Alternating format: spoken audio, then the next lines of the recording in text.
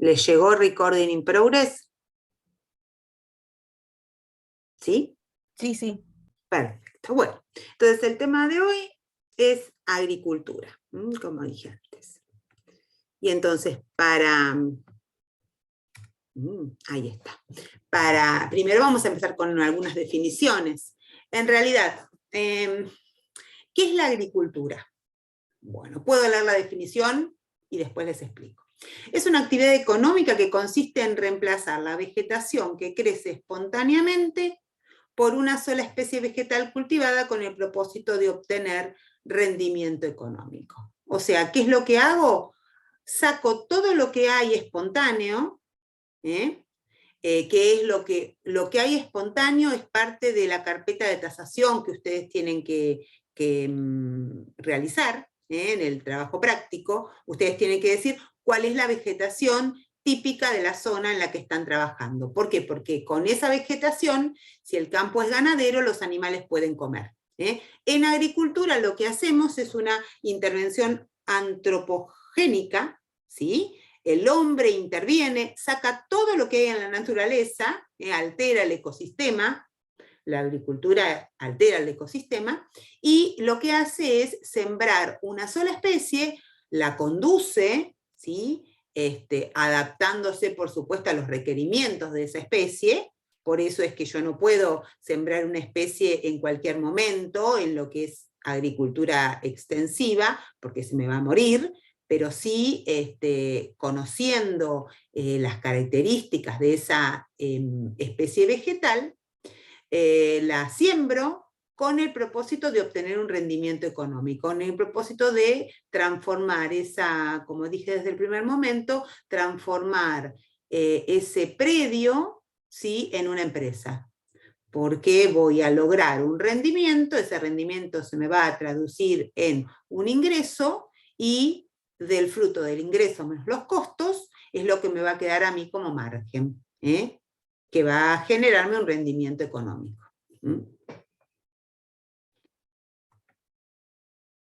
Y bueno, ¿qué son los cultivos? Los cultivos son las especies vegetales que tienen interés económico, o sea, que pueden venderse, porque, bueno, yo no voy a hacer, o no voy a sacar todo el tapiz vegetal y voy a sembrar, por ejemplo, no sé qué se me ocurre. Bueno, hay una maleza que se llama duraznillo blanco. No se me va a ocurrir sembrar todo el campo de duraznillo blanco porque no la voy a poder cosechar, obviamente peor todavía me va a destruir el campo, y no va a tener un interés económico. Entonces, todos los cultivos son especies vegetales que tienen interés económico, que cumplen un ciclo. A ese ciclo le llamamos estado fenológico, desde siembra, crecimiento, todo eso tiene todo un ciclo, que como única especie lo que hace es reemplaza el tapiz vegetal, ¿sí?, y el hombre interviene en esa producción. Además de depender, por supuesto, de los factores del clima y del suelo. Que el hombre tiene que, de alguna manera, tratar de conocerlos, ¿sí?, para que esa especie vegetal que uno siembra pueda llegar a tener el rédito económico que el productor espera.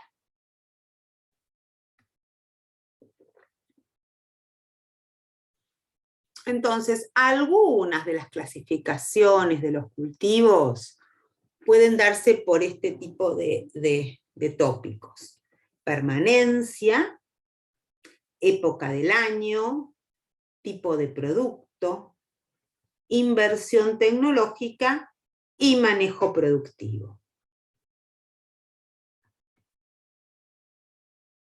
Si hablamos de permanencia, lo que hacemos es dividirlo en dos grandes grupos: los anuales y los perennes. Los anuales son aquellos cultivos que duran solamente un año o menos, ¿no? Y así tenemos todos los cereales: trigo, cebada, centeno, soja, perdón, soja no, trigo, cebada, centeno, maíz, las oleaginosas, soja y girasol, después vamos a ver por qué se llaman así, si quieren. Lo que son hortalizas, cereales y oleaginosas tienen ciclos de 6, 7 meses más o menos, pueden ser 8 también. Las hortalizas, bueno, las hortalizas podemos tener ciclos de mes y medio hasta un año o 9 meses, los que son anuales, ¿no? Y entonces ahí las hortalizas, podemos hablar de hortaliza de hoja. ¿Cuál se les ocurre que es hortaliza de hoja? Un ejemplo, el más común de todos. Lechuga. Lechuga, exacto. De tubérculos, la papa.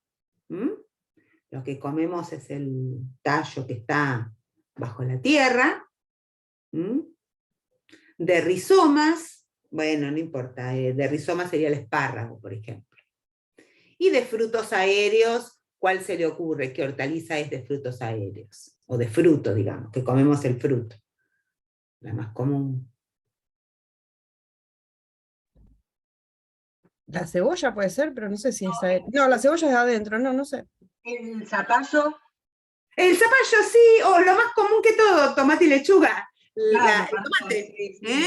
El tomate, la berenjena, el pepino, todos aquellos que son, que las hortalizas se clasifican en función de varias cosas, ¿no? Pero en función de lo que es, de la parte comestible. Y entonces, obviamente, las hortalizas de hoja van a tener un ciclo más corto, porque lo que comemos en última instancia es la hoja y es lo primero que sale. Y por ejemplo, como contrapartida, las hortalizas de las cuales consumimos los frutos, van a tener un tiempo más largo de crecimiento, porque necesita una planta de tomate. Bueno, la planta de tomate tiene que crecer, tiene que desarrollarse, emitir las flores tienen que polinizarse, fecundarse, y ahí empieza el crecimiento de frutos. Con lo cual, obviamente, el tiempo de producción es mayor. ¿Por qué? Por una cuestión biológica. Es lo que les dije desde el primer momento. Por ahí esa diapositiva que no se entendía demasiado, que depende de factores climáticos, biológicos y edáficos, cuando vamos transitando y vamos entendiendo un poquito de qué se trata la producción, van a decir, ilógico. Por ahí hasta cuando llegamos acá van a decir, y era obvio esto que me estaba planteando, y por ahí cuando empezamos no era tan obvio, no era tan entendible. Siempre cuando cerramos la materia empezamos a entender, o cuando vamos transitándola. Cultivos textiles, lino, algodón, también es anual, se siembran y se cosechan durante el transcurso de un año. Y por otro lado tenemos el otro gran grupo de cultivos que son los perennes. Los perennes son aquellos que duran más de un año y que para desarrollarse y para empezar a producir necesitan más de un año. Llámese los frutales. ¿Saben cuáles son los frutales de carozo? El otro día les preguntaba a los chicos que estaban estudiando y por ahí no tenían esa diferenciación entre frutales de carozo y frutales de pepita. ¿Saben cuáles son los frutales que le llamamos de carozo? Porque les pregunto por qué, porque esta terminología ustedes la van a conocer si van a trabajar. Entonces es importante que entiendan, ¿no? ¿A qué le llaman frutales de carozo? Durazno, damasco, para mí viene por ese lado, ¿no? Tal cual, es eso. Ciruelas. Ciruelas, tal cual. Frutales de carozo son aquellos que tienen dentro de su fruto justamente un carozo. ¿Y los de pepita? Estos son los que a veces... Se me ocurre uva, pero sí, no. Se te ocurre bien. Se te ocurre bien. Lo que pasa es que la uva la tienen medio separada. Y a los frutales de pepita le dicen a dos específicamente. ¿Higo? No. ¿Higo qué es? Me mataste. Me mataste. Acá no es el higo, pero en los pueblos hay higo y es riquísimo. No sé. Totalmente, es una planta bien de nuestros inmigrantes italianos, españoles, sí. El higo, bueno, no me acuerdo exactamente Sí, qué no, tipo de no, fruto es. se me ocurrió, pero no sé qué puede ser. No, porque los chicos todos dijeron bien carozo, y en Pepita, aún estudiantes de una carrera que es licenciatura en Administración Agraria, dudaban y no sabían. Y este nombre es súper común y nosotros somos muy importantes en estas dos especies que se llaman de pepita. O sea, ni idea. ¿Puede ser la manzana? Bien, Tomás. Peras y manzanas. Peras y manzanas. Por eso se los comento, porque van a escuchar mucho la cadena de los frutales de pepita. O somos importantes en exportación de frutales de pepita. Frutales de pepita son las peras y las manzanas. Hay otras, la uva también, pero la tienen separada como producción de uva. Pero frutales de pepita se van a encontrar con las peras y las manzanas, que es el complejo nucleado fundamentalmente, ¿alguien sabe dónde? Río Negro. Muy bien, en el Valle del Río Negro. Todo alrededor del Valle del Río Negro es lo que se llama clúster. El clúster es un lugar donde está centrada la producción primaria y las fábricas de comercialización, o sea, las fábricas en las cuales se produce el embalaje o incluso la industrialización de esa producción. Y dentro de ese clúster también incluye todos los servicios, entonces eso se llama clúster. Y el clúster más importante de la Argentina para los frutales de pepita está en el Valle del Río Negro. Y cítricos. Bueno, los cítricos creo que no hace falta mucha explicación, ¿no? Naranjas, mandarinas y limones. Hay un clúster muy importante de limones, nosotros somos importantísimos en lo que es exportación de limones. ¿Y saben dónde está ese clúster? Se escuchó mucho hablar, por eso creo Tucumán. Tucumán, exactamente. Tucumán es la cuna del clúster citrícola limonero. Y el otro clúster citrícola está de naranjas y mandarinas, ¿saben dónde está? En Entre Ríos, si no me Muy equivoco. bien, Marta, en Entre Ríos. Y también somos importantes en eso, pero no deja tantas divisas como lo deja el limón. Bueno, y la yerba mate es otro de los cultivos perennes, que bueno, obviamente que saben que el clúster está ubicado en Corrientes y Misiones, básicamente. Lo mismo que el té.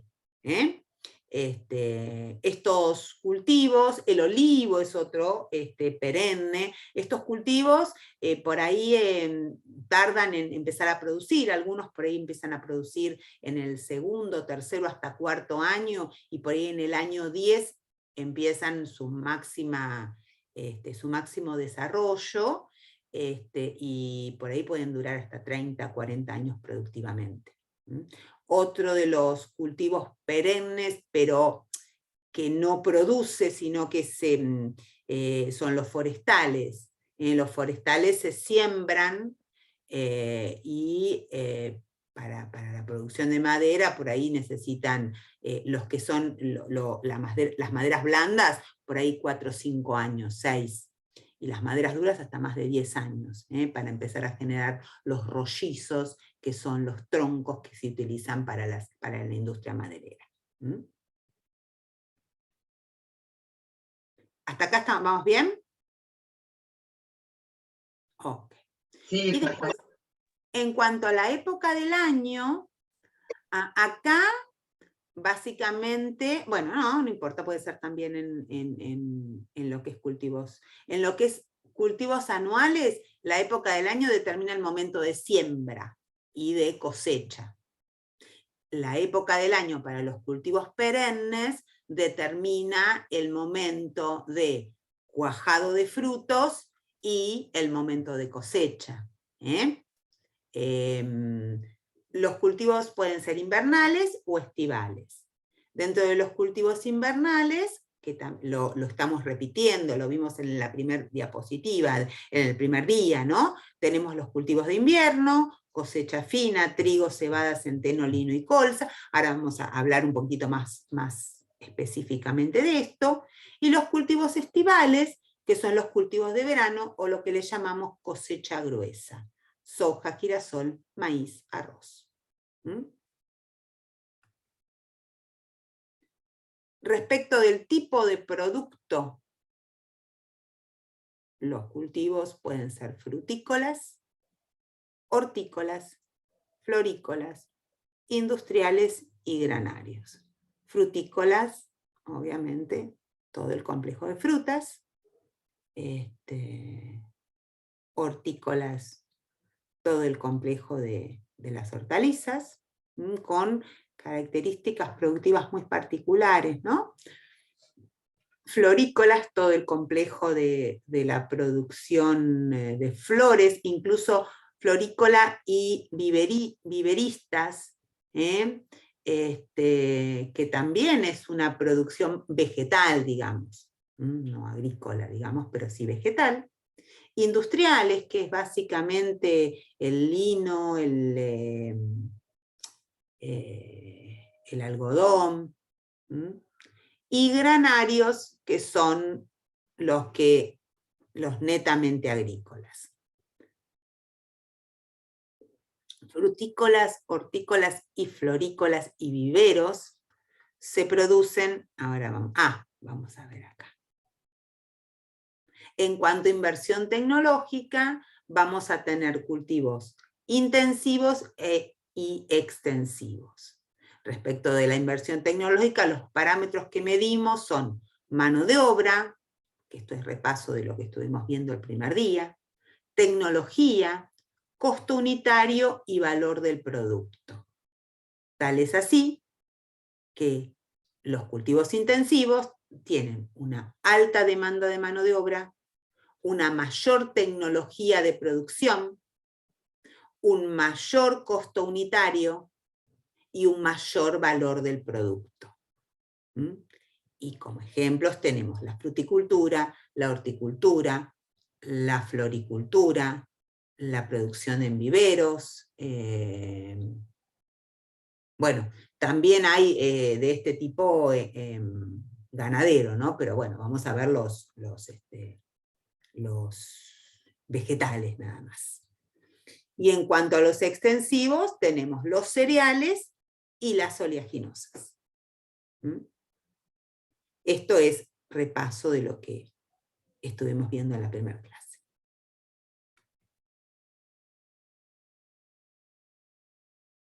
Y en cuanto a cómo lo manejo productivamente, podemos tener producciones a cielo abierto,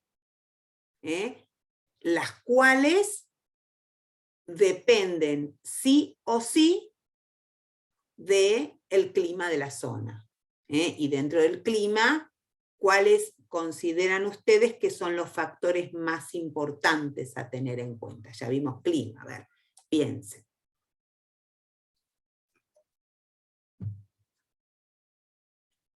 ¿Qué factores climáticos me determinan o me permiten trabajar a cielo abierto? La lluvia. La lluvia, básicamente. Y después, bueno, alguna inclemencia, como los vientos, el granizo, las lluvias en todas sus formas, ¿no? Todos los cultivos demandan una cantidad de milímetros de lluvia para su desarrollo. Si esos milímetros de lluvia no están cubiertos climatológicamente en la zona, bueno, yo no puedo trabajar a cielo abierto. Y bueno, si estoy haciendo granos, tampoco me conviene, por la alta demanda de tecnología, trabajar bajo cubierta. Entonces, los cultivos bajo cubierta son aquellos de tipo intensivo, porque también me generan mayor ingreso por unidad producida. Los cultivos a cielo abierto son las producciones de tipo extensivas. Esto también se llama, a ver si puedo usar la plumita, esto a cielo abierto, esperen si puedo escribir, se llama de secano. Cultivos de secano, que no tienen riego artificial. Y ustedes me pueden preguntar, sí, pero por ahí yo voy por Mar de Plata y veo, veo producciones con riego. Sí, sí, a cielo abierto. Sí hay producciones con riego a cielo abierto.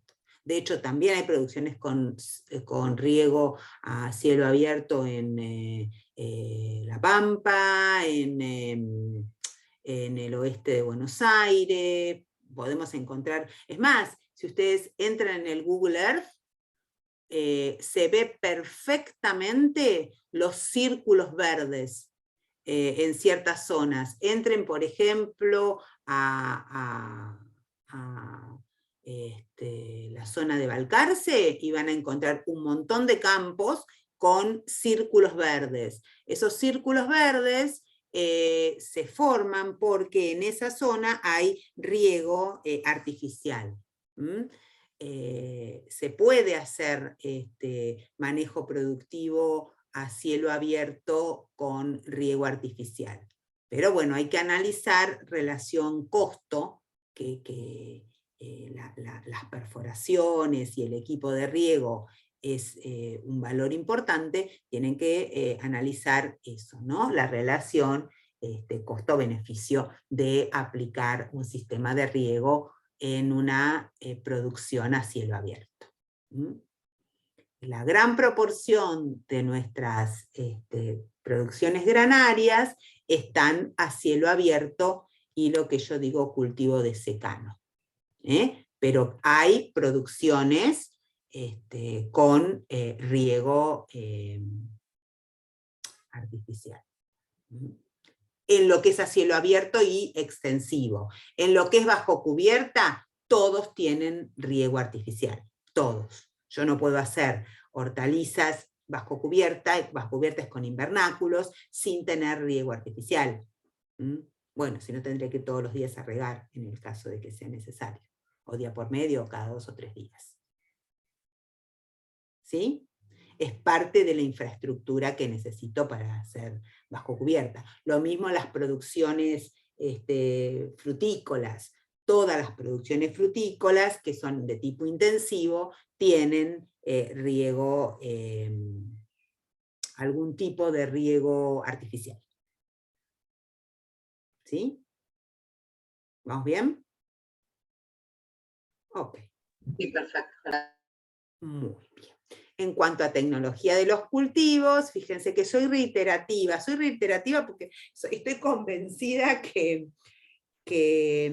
repasando cosas se incorpora.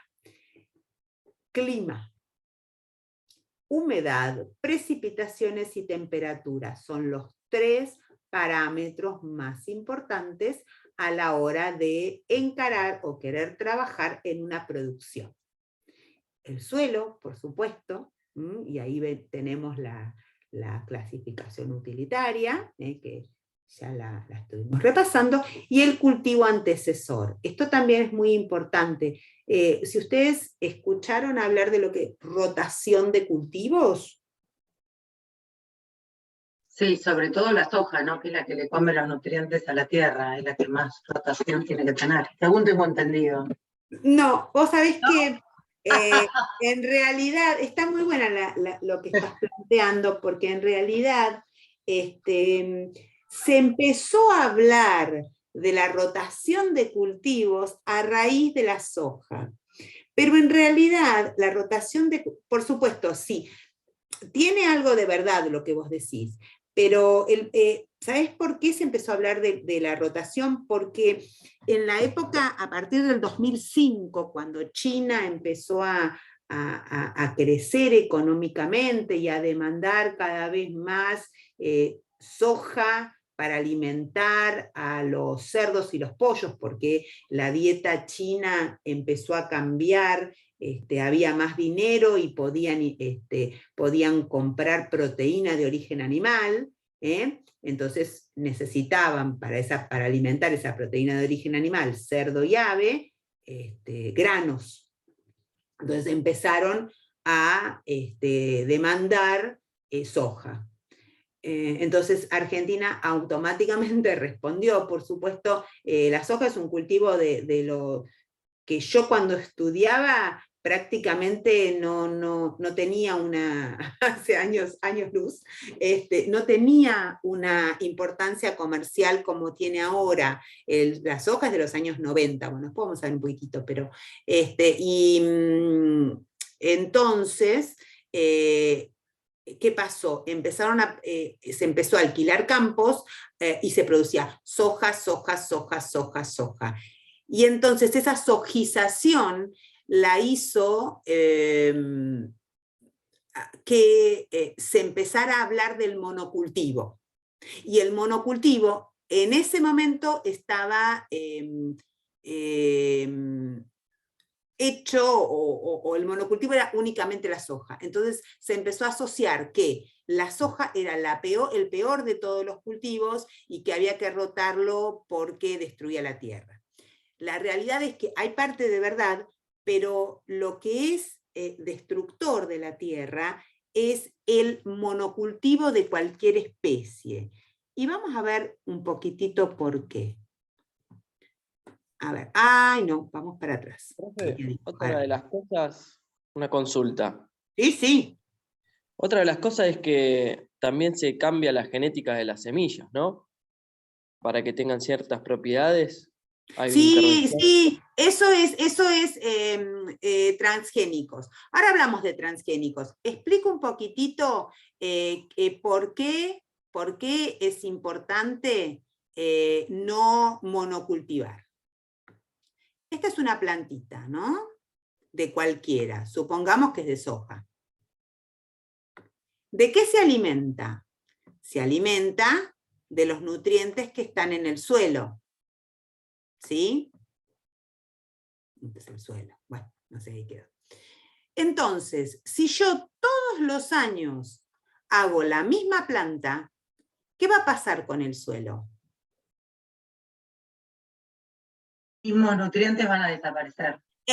Bien, Marta. Eso es lo que quiero que entiendan, el por qué se le llama esquilmante o por qué hay que rotar. Hay que rotar precisamente por eso, porque si yo todos los años, lo mismo vamos al jardín, o sea, si yo tengo todos los años, digo, ay, me encantan los pensamientos. Entonces, todos los años siembro pensamientos, o pongo pensamientos en el mismo lugar y en la misma maceta. Tengo que tener en cuenta que esa planta va a requerir siempre los mismos nutrientes. Entonces, esos nutrientes va a llegar un momento en el cual van a ser escasos para el desarrollo de esta especie. Por eso el monocultivo es malo. Por eso es el monocultivo malo. Y yo puedo decir, bueno, sí, pero yo le puedo dar a las macetas, les puedo dar nutrientes, le puedo poner una mezcla de fertilizantes. Sí, se le puede poner una mezcla de fertilizantes, pero básicamente de los más importantes, que son nitrógeno, fósforo y potasio. Pero llega un momento que hay otros nutrientes, que son los micronutrientes, que empiezan a ser limitantes, si siempre hago la misma producción. Entonces, ahí es donde hay que rotar. No está bueno hacer siempre lo mismo. Hay que rotar los cultivos. ¿Se entendió? Y ahora después vamos a ver un poquitito más lo del tema de transgénicos. ¿Pero esto se entendió? Sí, perfecto. Bien. Y después, otras de las consideraciones es que tengo que ver el tipo de labranza que voy a hacer. La labranza es cómo preparo el suelo, ¿no? Las labores culturales, cómo preparo el suelo yo para sembrar.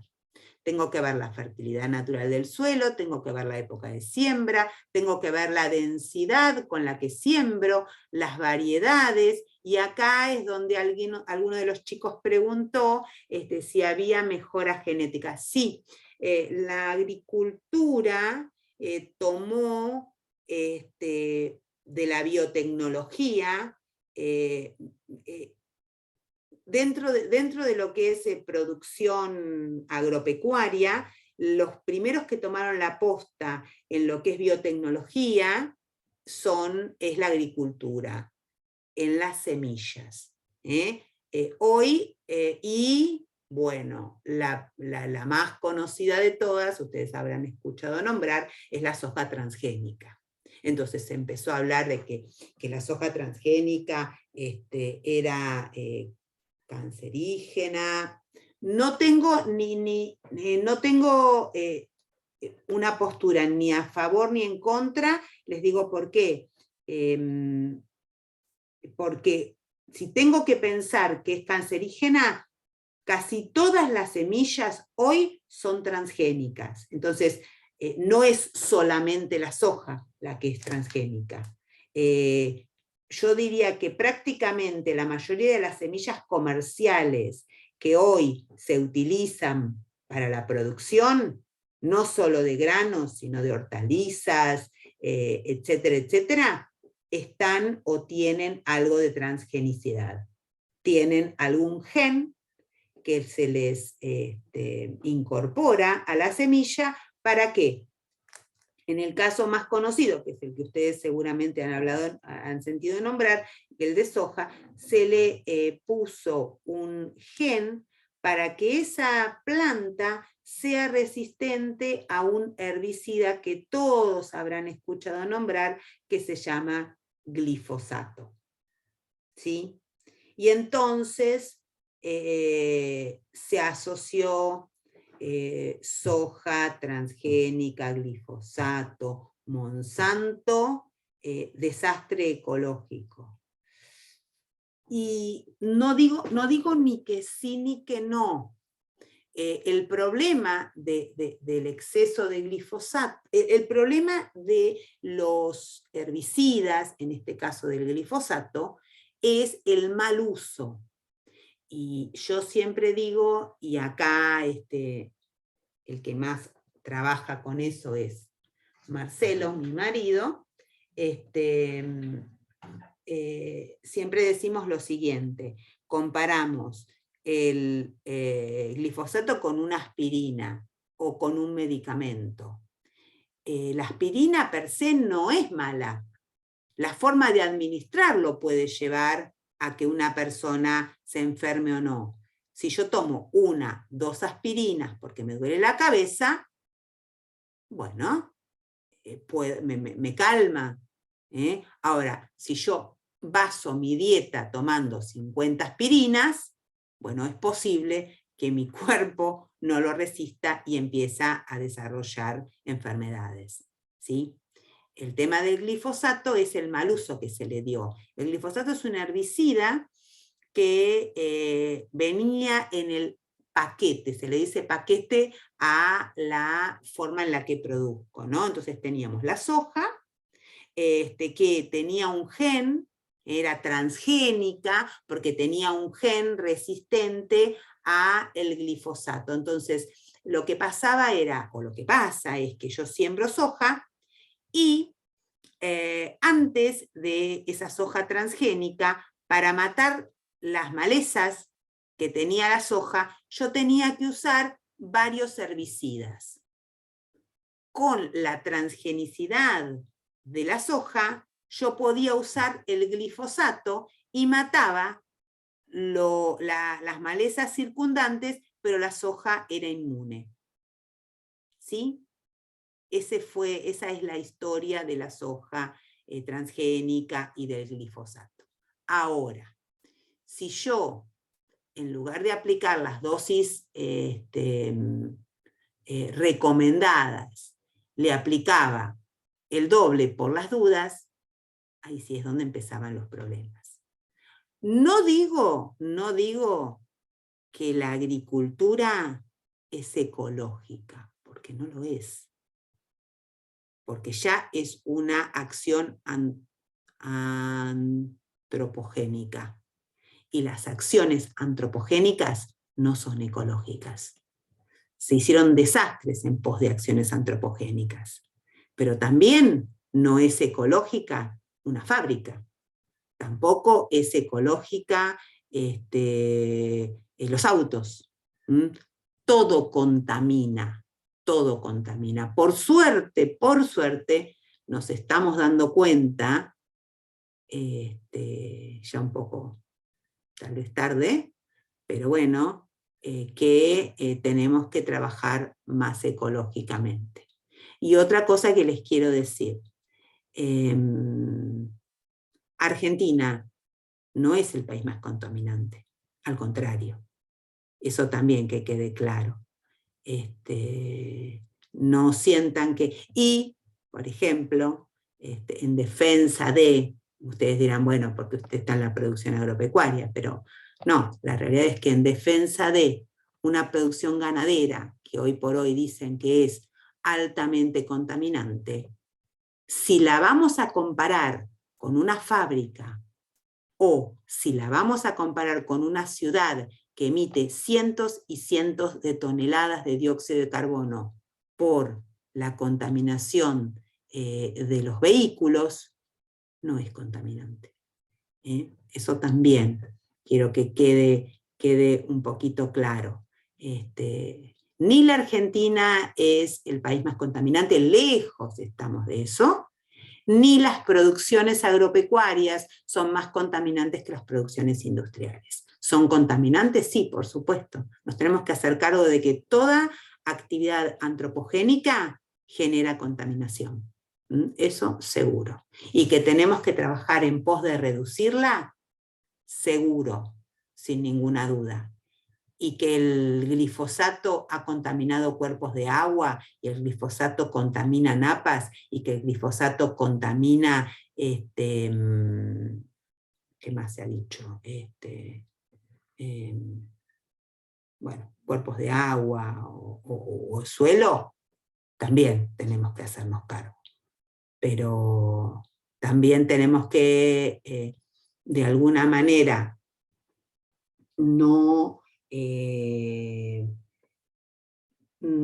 agregarle más culpa de la que tiene. Sí, es cierto que contamina, sí es cierto, pero hay otras actividades que contaminan muchísimo más que las actividades agropecuarias. ¿Alguna pregunta sobre esto? ¿Alguna duda? Seguramente, no sé si esto es lo que ustedes habían escuchado. También tienen que escuchar, o sea, yo no soy la única campana que ustedes tienen que escuchar respecto a esto.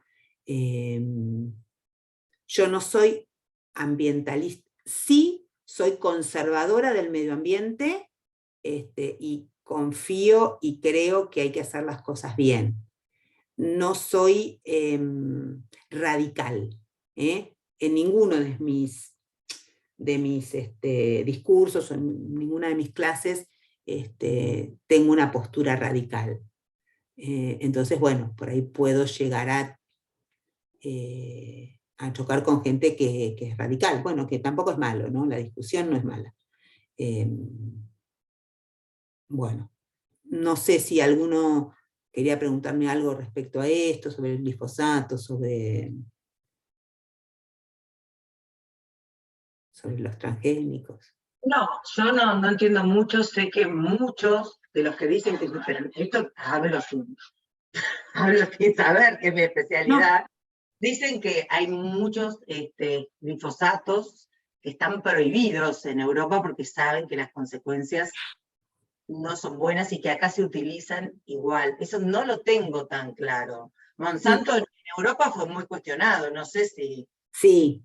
Y acá no, acá no. Yo creo que como todo, viste, acá las políticas nacionales van para el lado del viento siempre, y cuando tienen que sacar plata de un lado no les importa cómo, no importa. No importa el partido, para mí. No, acá no es una cuestión de personas y con las personas sí. vamos casi todos chocados, qué sé Sí. yo. Siempre te dicen, no sé, ahora, en recursos naturales en general, por ejemplo, ahora está lo del litio, y también parece que la vamos a chocar, y supuestamente si explotamos bien el litio seríamos entre los primeros. Claro.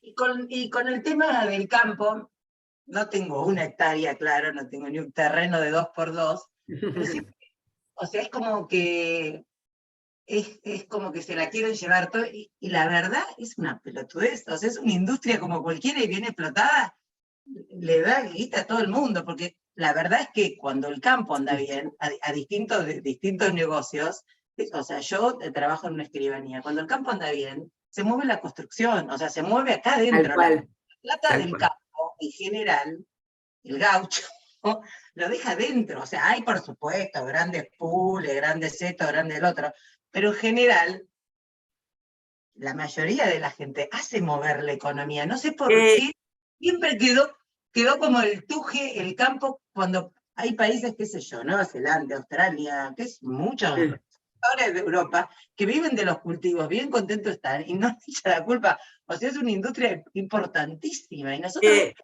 así. tenemos eso como que es una bosta, son explotadores, hay de todo como en toda la viña del Señor, pero yo los que conozco acá, millonarios en general son financistas, que lo único que es girar con la guita, la verdad, es girar con la guita de otro y sacarla para afuera. Nunca lo entendía eso muy bien, de por qué tiene mala prensa, una cosa que bien utilizada, realmente no importa el partido, no importa el partido venga, porque siempre hay algo como que tiene una prensa nefasta, y es como todas las cosas, pero la verdad es que me parece que, no sé, pero eso es, sí sé que, por ejemplo, hay muchos, volviendo al tema de los glifosatos y eso, sé que hay muchos en Europa que no están permitidos y que no entienden, y que eso sí nos juega en contra en muchos cultivos, ¿no?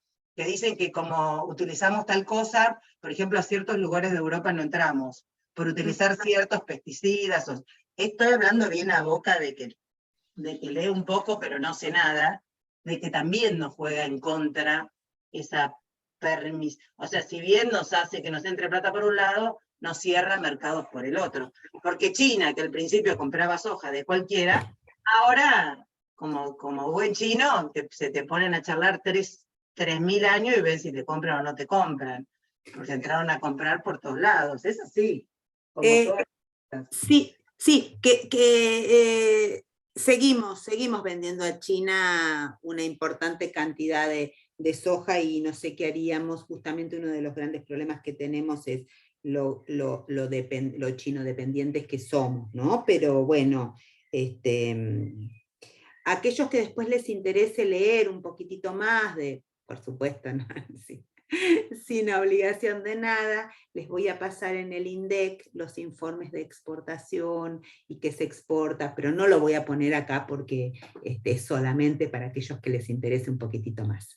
Siempre me gusta agregar cosas, pero por supuesto no voy a exigir nada de todo esto. Sí, lo básico, eso sí.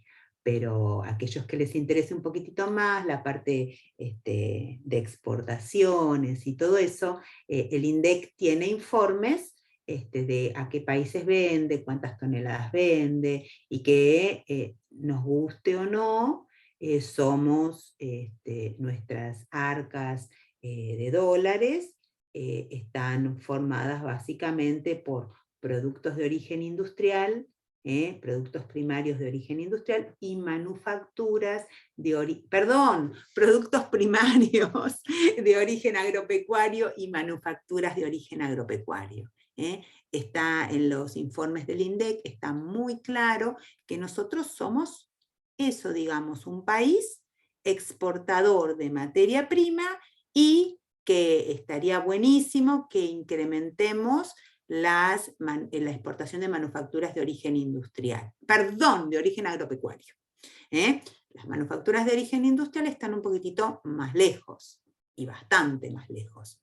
Pero como vos decís, Marta, podríamos ser Nueva Zelanda, Australia, que tienen sus economías basadas en productos primarios y manufacturas de origen agropecuario, y su calidad de vida, su redistribución, en cuanto a salarios, es más equitativa que lo que pasa acá. Pero bueno, dejemos la parte política y sigamos con la parte que también la atraviesa y mucho, pero bueno, sigamos con esto.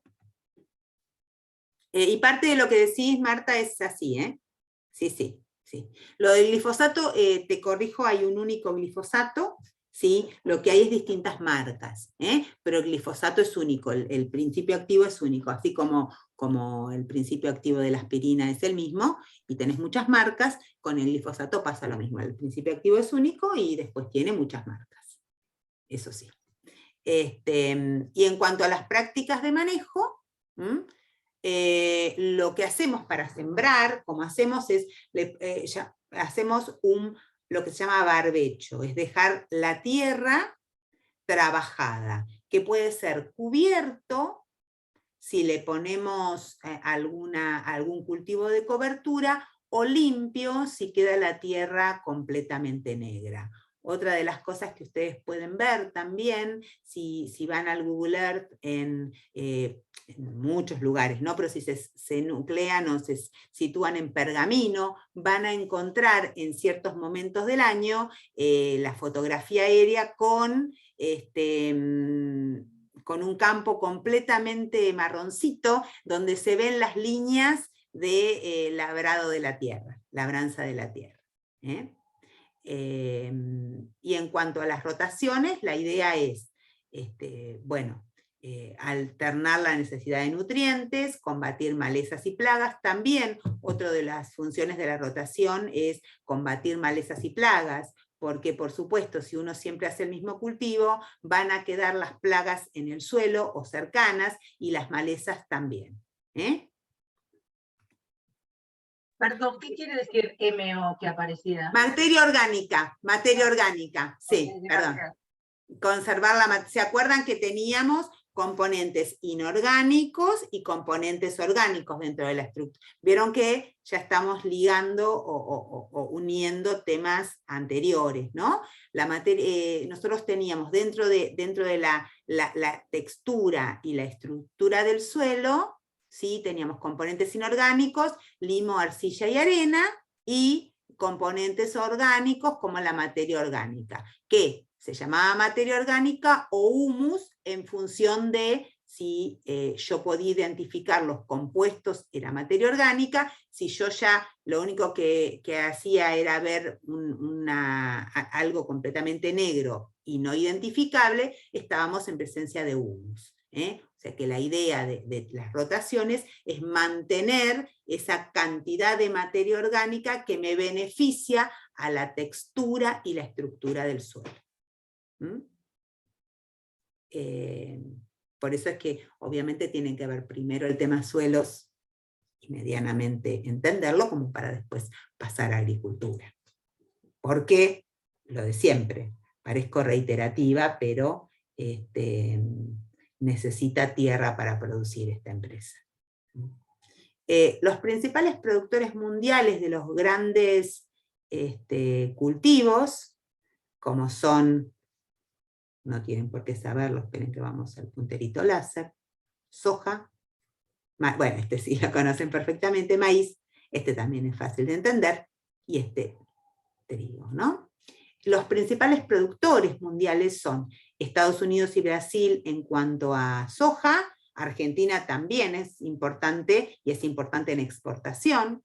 Estados Unidos y Brasil en cuanto a producción, ¿sí? Argentina también. Argentina en cuanto a exportación también. Girasol, Ucrania, como importante en cuanto a producción. Y China e India en el trigo, importantes en cuanto a producción, pero no tanto en cuanto a exportación. En cuanto a exportación, Ucrania y la Unión Europea son más importantes con el trigo, digamos. Acá estamos hablando de producciones, ¿no? Esta página lo que tiene es algunos datos interesantes respecto de la agricultura. A ver, voy a... Perdón. Vamos a ir acá.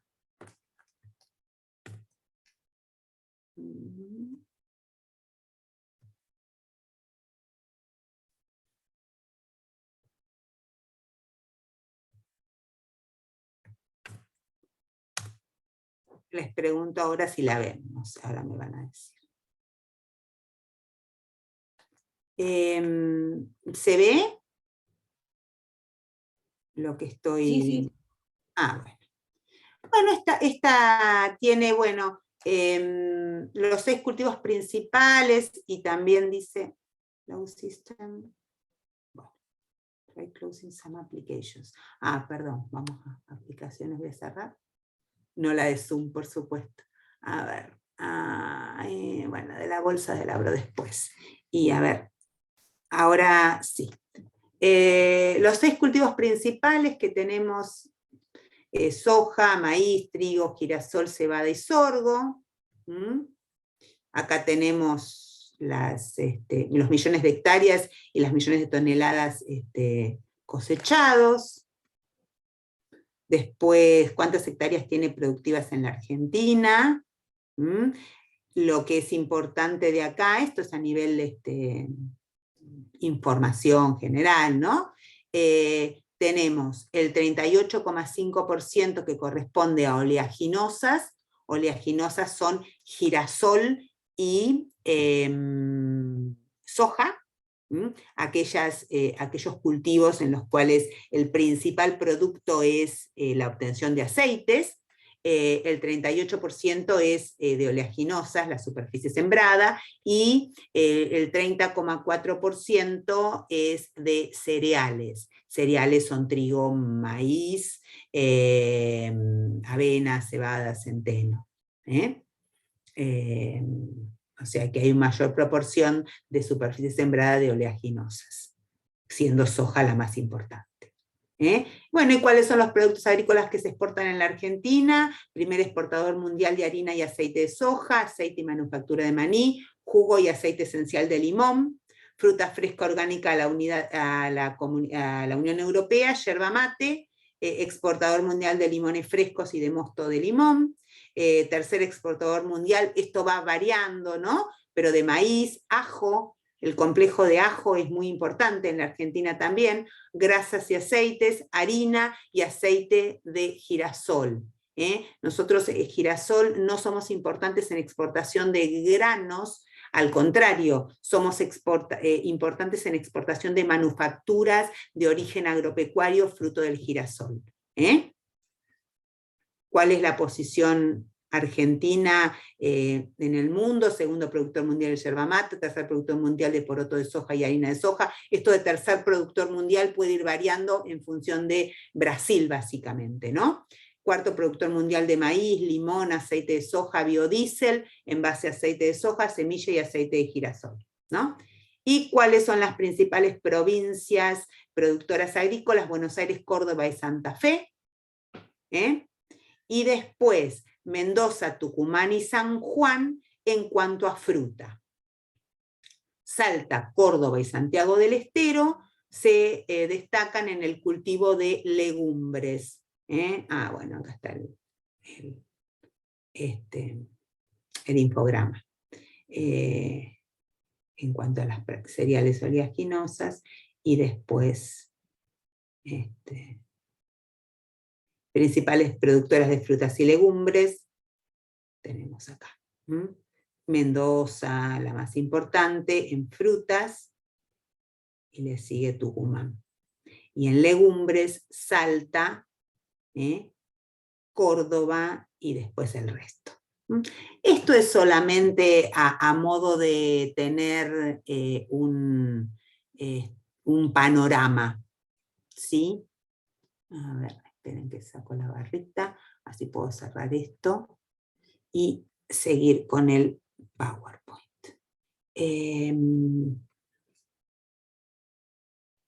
Desde la diapositiva actual.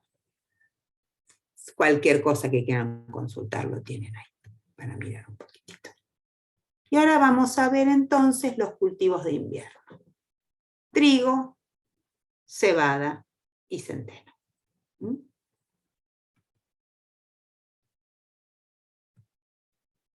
No estaría así, ahí está.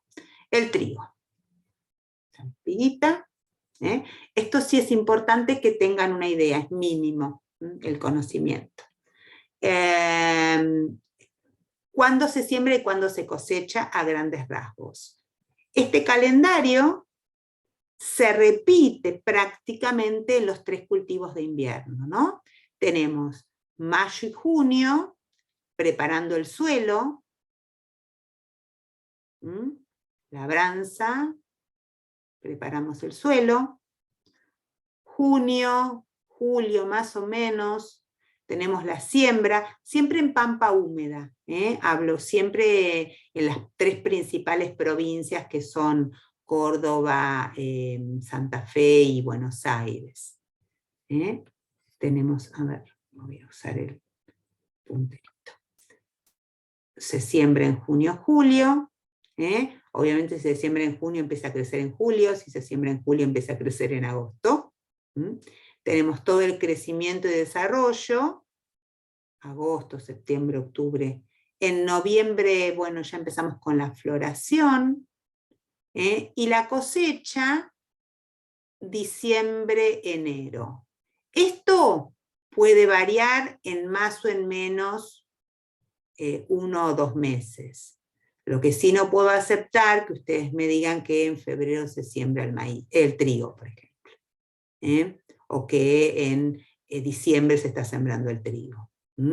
Diciembre y enero son momentos de cosecha, junio y julio aproximadamente son los momentos de siembra. Y durante todo este momento está el crecimiento y desarrollo. Fíjense que es un cultivo de invierno porque se desarrolla en invierno, florece y fructifica en primavera y se cosecha en fines de primavera, principios de verano. El rendimiento promedio es 3 a 4 toneladas por hectárea. Varía con la zona, con el tipo de suelo y con el año, porque el año está condicionado por las precipitaciones y demás inclemencias climáticas. Los usos. Molienda para panificación y producción de fideos. Tenemos 2 tipos de trigo, el trigo candial y el trigo pan.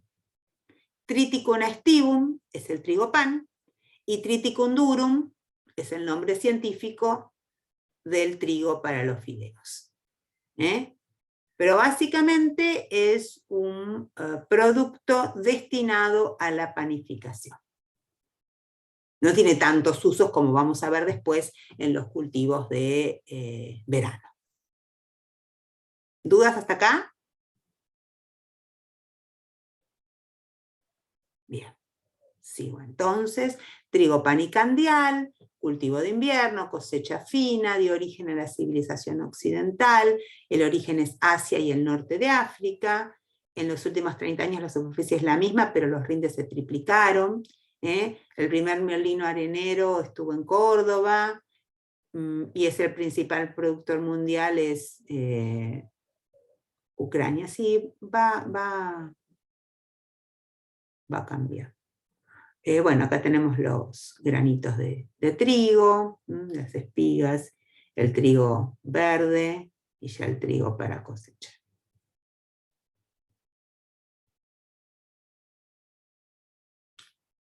En cuanto a la producción y la comercialización, la producción está básicamente centrada en esta zona, siendo esta zona, la zona 4, la más importante, donde se logran los mayores rendimientos. Esta zona, acá. Esta y esta parte. La calidad se clasifica según grados, para comercializar los cereales tenemos lo que se llaman estándares de comercialización, y entonces uno se recepciona la mercadería y se le toman todos los parámetros. Y en base a esos parámetros se dice, bueno, es calidad grado 2, si es grado 2, el precio es el precio que aparece en la pizarra. Si es grado 1, se bonifica. Si es grado 3, se castiga el precio. Si es grado 4 y grado 5, en general está fuera de estándar. O sea, hasta el 3 es para consumo humano. Si sale 4 o 5, está fuera de estándar. Bueno, la comercialización es a través de las bolsas de cereales, y el mercado, los puertos de Bahía y de Quequén son los más importantes a la hora de la exportación de estos granos, de los de cosecha fina. Y en el mundo tenemos los dos, en el mundo tenemos el mercado de Chicago, que es el Chicago Board of Trade, y el mercado de Kansas, que pueden perfectamente entrar a las páginas si les interesa y mirar cómo son la operatoria. La operatoria está libre y cualquiera puede entrar y mirar. Incluso también acá en las bolsas se puede mirar. Y se opera en disponible o a término.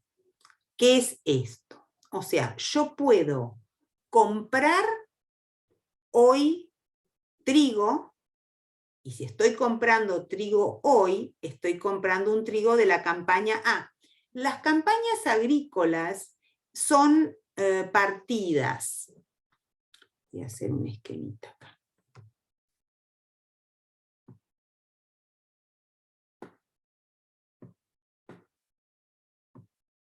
Este es julio y esto es junio.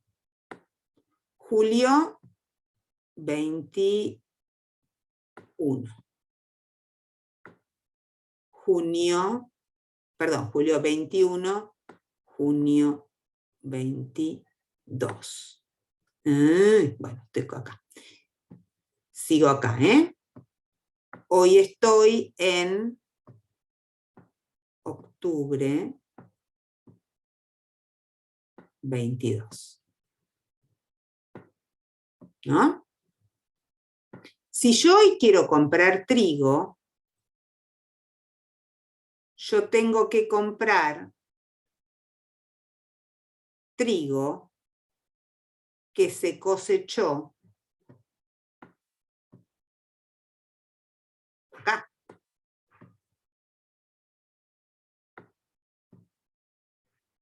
¿Sí?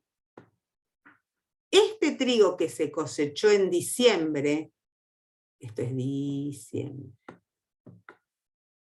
es lo que yo llamo, es lo que yo llamo disponible. Hoy tengo disponible este trigo. ¿Por qué? Porque el trigo todavía no se cosechó. Entonces, si yo quiero comprar trigo, es el que quedó de la cosecha de diciembre del 21. Ese se llama disponible. Pero también yo puedo comprar a futuro. Y entonces eso se llama a término. Puedo hacer compras a futuro. Y de este juego de compras a futuro, que van a ser de diciembre del 22 o de enero del 23, se puede, ese mercado a término existe. Y es el que le da un precio estimado cada vez que yo quiero hacer proyecciones. Eso lo vamos a ver después cuando veamos la clase de precios de tierra y medidas de resultados. Pero lo que tienen que entender acá es que hay en todo lo que es granos una parte que es disponible. Este disponible ustedes lo van a encontrar con el nombre de precio pizarra. O sea, ¿cuánto está el trigo hoy si yo quiero comprar? ¿Pero qué trigo voy a comprar? Voy a comprar el trigo que se cosechó en diciembre del 21. Porque todavía la nueva campaña no empezó a cosechar. ¿Se entiende? Entonces, el físico se llama disponible, y lo tengo con el nombre de precio pizarra. Y el a término es comprar a futuro, ¿sí? De una cosecha que se va a generar en unos meses. ¿Se entendió? Si no, luego lo explicaré. No, perfecto. Bien. La cebada, lo mismo. Tenemos, tienen que usar ahora el láser porque si no. La cebada, tenemos más o menos mayo-junio, se prepara, se siembra junio-julio, crece, es un poquito más corto el ciclo de la cebada. En noviembre por ahí ya está lista, noviembre-diciembre.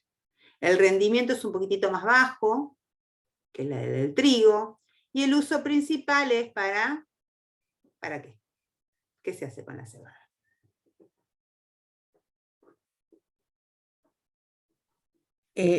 Bueno, yo iba a decir café, pero no es café, es lo otro. Es como una infusión parecida al café.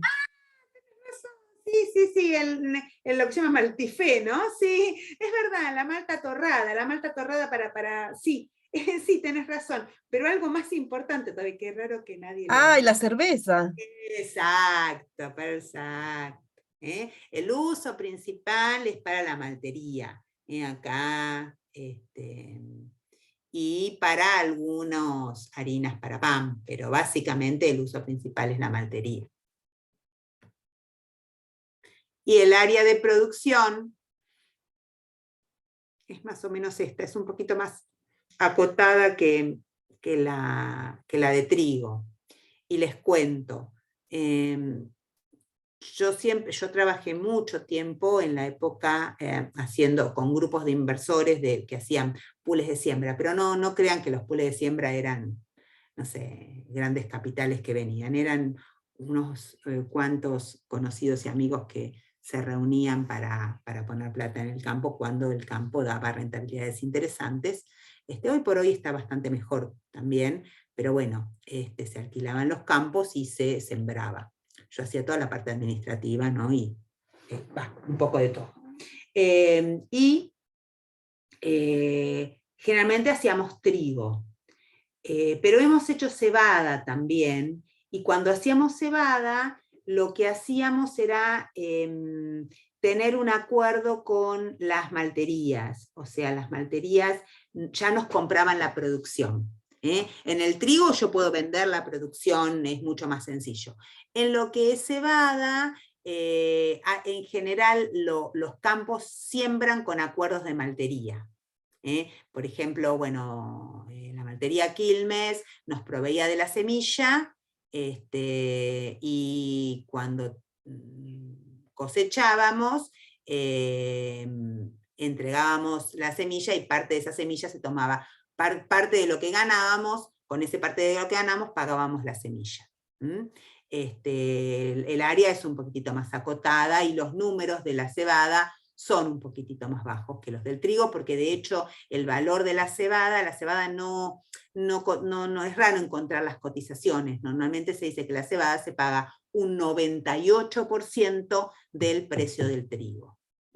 A veces hemos hecho esto porque convenía hacerlo el acuerdo con la maltería, teníamos asegurado la venta, y bueno, y era más barato en el momento de arranque porque no teníamos que comprar semilla, y bueno, hemos hecho cebada, pero no demasiado.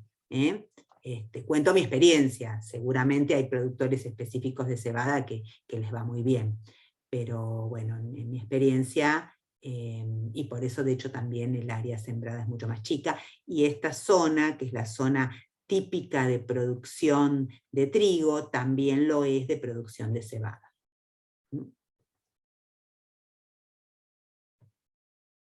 El centeno es otro cereal menor, ¿no?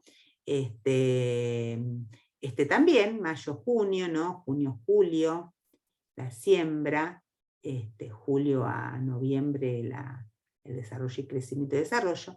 diciembre, enero la cosecha. Rendimiento un poquito más bajo, 2 toneladas por hectárea, usos harina, fabricación de aguardiente, vodka de alta calidad y algunos whiskies. Centeno particularmente, yo nunca participé en alguna siembra de centeno, es un cereal bastante menor, y estimo, lo más probable es que también sea igual que la cebada, con acuerdos de maltería, ¿no? Directamente, porque no cotiza en bolsa el centeno. Si ustedes buscan precios en el mercado, perdón, en el mercado a término, no van a encontrar ventas de centeno a futuro. Van a encontrar de los grandes cultivos. Así que estimo que el centeno tiene que tener un acuerdo con la maltería. Lo más probable es que pase como la cebada.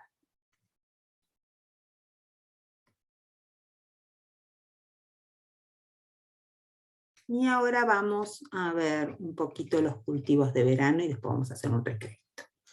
Estos son más importantes. Y son más importantes en cuanto a los réditos que puedan generar, ¿no? Y más importantes porque tienen muchos más usos, muchos más usos.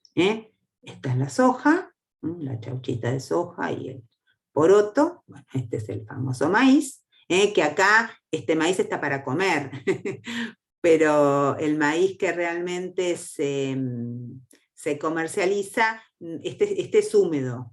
El maíz que realmente se comercializa es incomible porque es completamente duro, ¿no?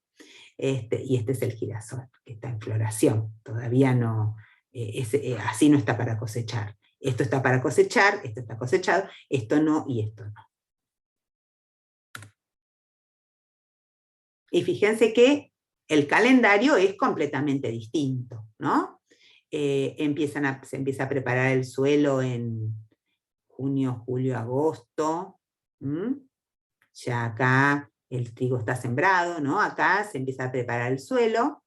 Y la siembra puede ser septiembre, octubre, puede ser hasta noviembre, también se puede extender un poquitito, depende de la zona. El maíz es mucho más plástico. Ahora, cuando veamos la distribución, se van a dar cuenta que no puedo dar un mes exacto, ¿no? Es que es un poquitito más plástico, pero por supuesto que no pueden estar sembrando maíz en abril. Acá voy. Cuando les haga las preguntas, que es muy posible que les haga cuando se siembra el maíz, no les voy a poner septiembre, octubre y noviembre, como opciones, porque entonces tendría que poner todas son correctas. Voy a poner alguna opción que sea completamente inviable. En el caso del maíz, el desarrollo se da con días acortándose. La floración se da con días acortándose, enero y febrero. En cambio, los cultivos de invierno, la floración se da con días alargándose, la primavera. El crecimiento y desarrollo está acá, y bueno, a partir de febrero, marzo, abril, mayo, podemos tener cosecha. Rendimiento promedio, 10 toneladas por hectárea. Usos, acá tenemos muchos más. Harina, consumo animal, consumo humano, aceites y biocombustibles. La cadena de manufacturas de origen industrial del maíz es impresionante, impresionante. Se está trabajando mucho con lo que es economía circular y con bioeconomía en el maíz, tratando de reducir al mínimo todo lo que sea, ¿cómo se llama? Desechos. De casi todo lo que se cosecha del maíz es útil. Por eso el maíz es tan importante dentro de la bioeconomía, y dentro de la nueva tendencia de la economía circular, a tratar de reutilizar. El maíz da para mucho en lo que es reutilización. E incluso el rastrojo de maíz, que es lo que queda después de la cosecha, que ahora vamos a ver una cosecha, se puede tirar los animales perfectamente y que lo consuman. Es una producción muy plástica. muy plástica, los chicos me preguntan que era plástica, puede usarse, reutilizarse muchísimo. Cosecha gruesa, cultivo de verano. Obviamente el maíz es originario de América, los cultivaban los incas, los aztecas. Por supuesto que no tiene nada que ver con el grano comercial. Acá la genética también trabajó muchísimo. Pero ¿qué pasa con el maíz? Se hizo mucho de tipo natural, con cruzamientos de tipo natural. Hoy por hoy la ingeniería genética en lo que es el maíz está casi tan o más desarrollada que con la soja, ¿no? De hecho, si yo quiero sembrar maíz cuando cosecho, y quiero sembrar maíz de la misma variedad que yo compré, no lo puedo hacer porque sí lo puedo hacer, pero el rendimiento no va a ser de 10 toneladas. El maíz es una semilla que todos los años tengo que estar comprando.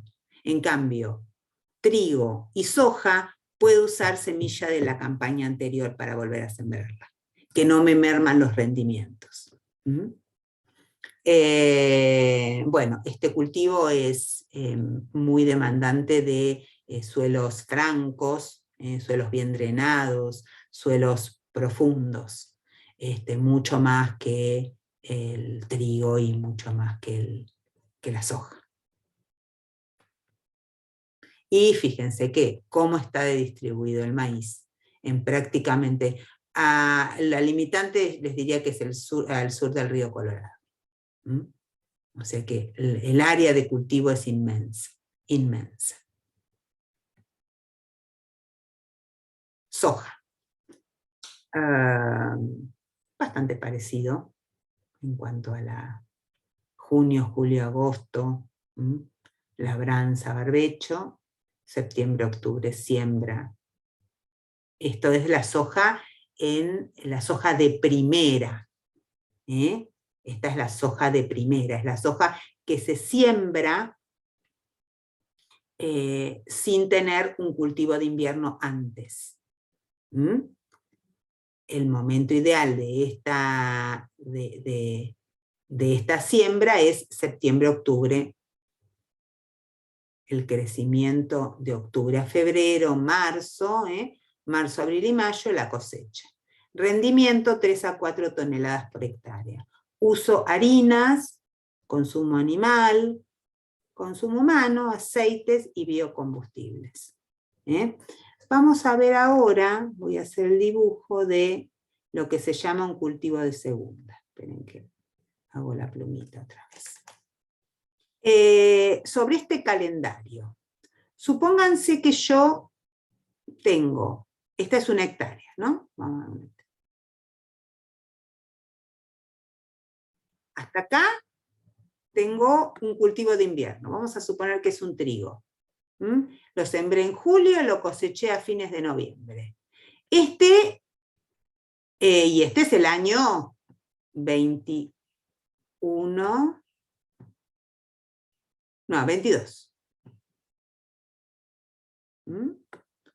Y esta es la campaña. 22, bueno, acá terminaría.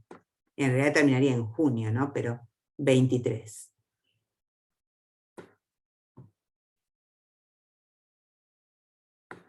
Entonces, acá sembré un trigo.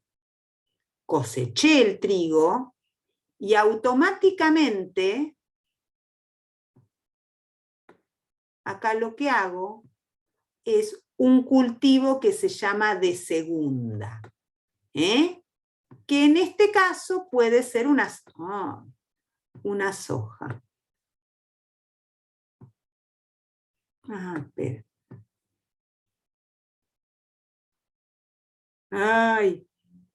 Bueno, una soja de segunda. ¿Y por qué se llama soja de segunda? Porque no está sembrada en el momento óptimo, está sembrada un poquito más tarde.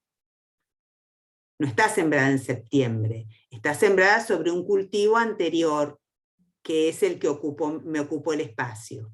Entonces, ¿cuál es la función de hacer un cultivo de segunda? Tratar de optimizar el uso del suelo, porque entonces en lugar de tener una cosecha, ¿cuántas cosechas tengo en esta campaña, en la campaña 22-23?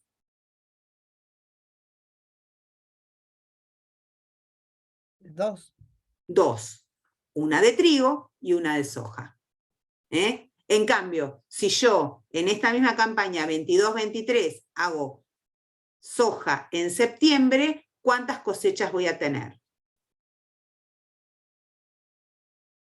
Y una sola, la de Una soja. sola, porque sembré solamente un cultivo. Entonces, los cultivos de segunda, no es que tengan menor calidad, son cultivos de verano que se siembran un poco más tarde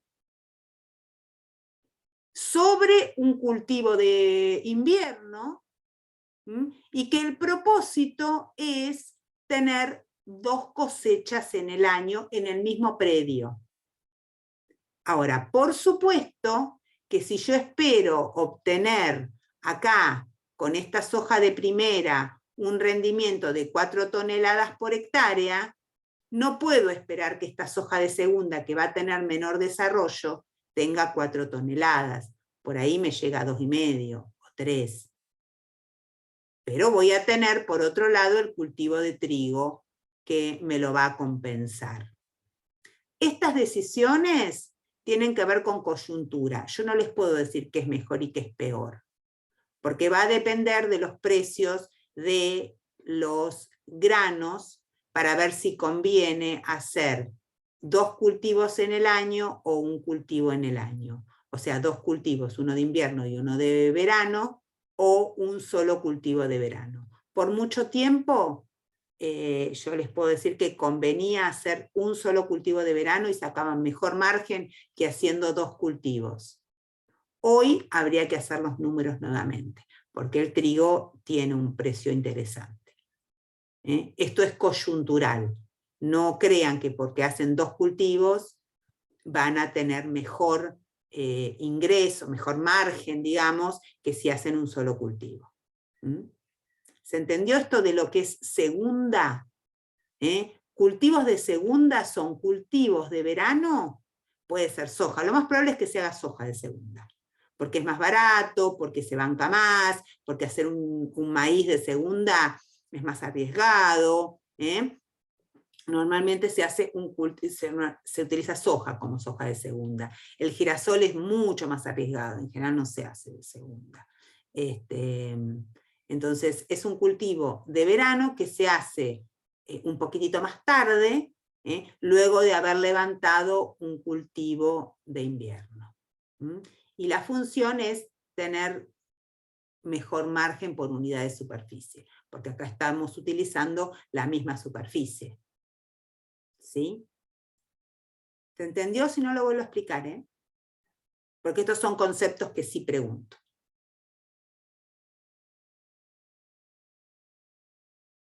¿Doy por entendido? Sí, gracias.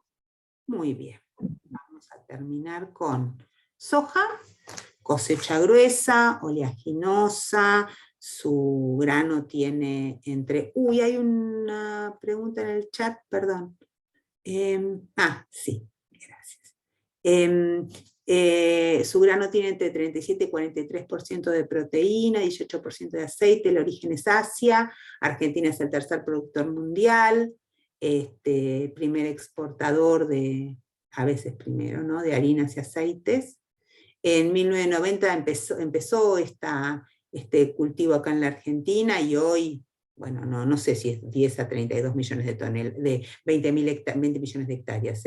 Están los datos, después vamos a ver las bolsas y están los datos. El 99% de la soja de segunda es en directa, es transgénica, el 95% de la soja que se produce en la Argentina es transgénica, y es muy plástica. Plástica también es cuanto a la adaptación agroclimática. Va en casi todos lados, y acá sí yo me puedo jugar a hacerla en suelo 4, que algo me va a dar. Hasta en suelo 6. Yo he llegado a sembrar soja en suelo 6, y me dio, por supuesto, no un rendimiento de 4 toneladas, ¿no? Un rendimiento de 2,5, una cosa así, pero aún así era negocio en su momento.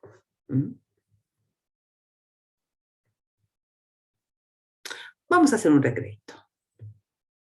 Stop sharing.